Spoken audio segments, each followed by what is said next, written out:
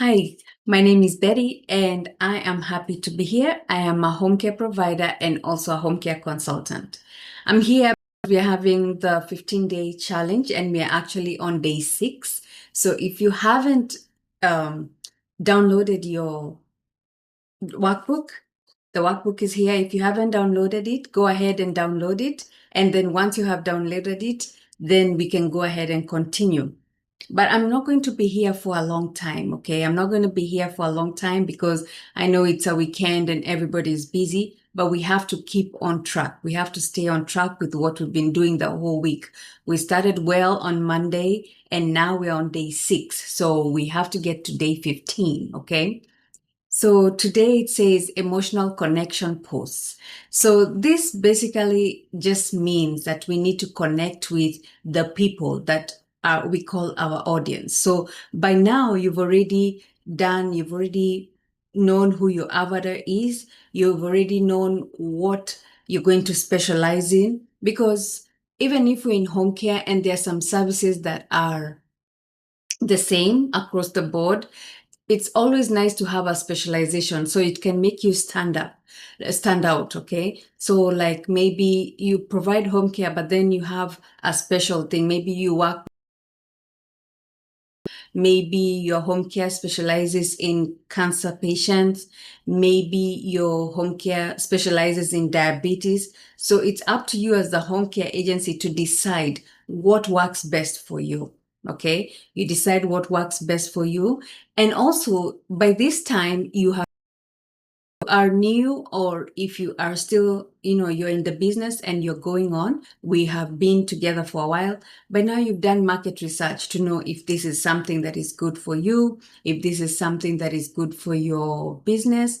And also you've done market research to know that in the area, the demographics where I live, this is the type of audience that I'm speaking to. Okay. So you really have to be careful with that. Okay. We have, like if you're just starting out, if you're a startup or a small business owner, we know that there are these other big companies out there, and sometimes they have more marketing, more sales output than we may have as small businesses. So it's always good to be careful, to look out and see what they're doing and then try and come up with that. So number one says speak to the caregiver guilt.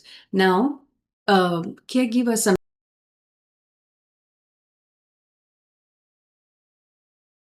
watch a movie, they would tend to feel guilty about leaving their loved one at home. Okay, so speak to that guilt, make them feel comfortable, make them feel that they are they're making the right decision by having someone else come to take care of their loved one so they can go and do something else for themselves. And sometimes they don't even need to be going anywhere. They just maybe just need to rest, they might just need to rest. Okay. So that's very important too. So make sure you're speaking to these caregivers that it is okay to take some time and rest. It is okay to let someone else to come and help you, okay, to do the work. Okay. So that's the first thing, because that's out there a lot. Caregiver guilt. They feel like they're doing something wrong. Okay. Then address burnout and overwhelm. Most caregivers don't want to be open that they're having burnout. All right. They are tired. They are overwhelmed. They have so many things on their plate.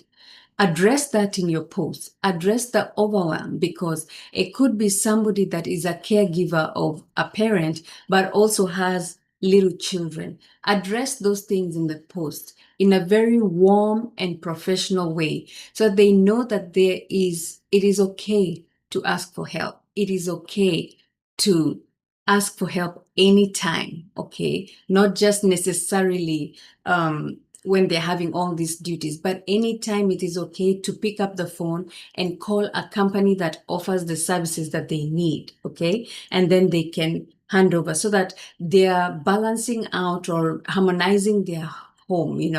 For example, some people live with their parents. Okay. So they have their parents take care of, and then they have the small children. That might be overwhelming.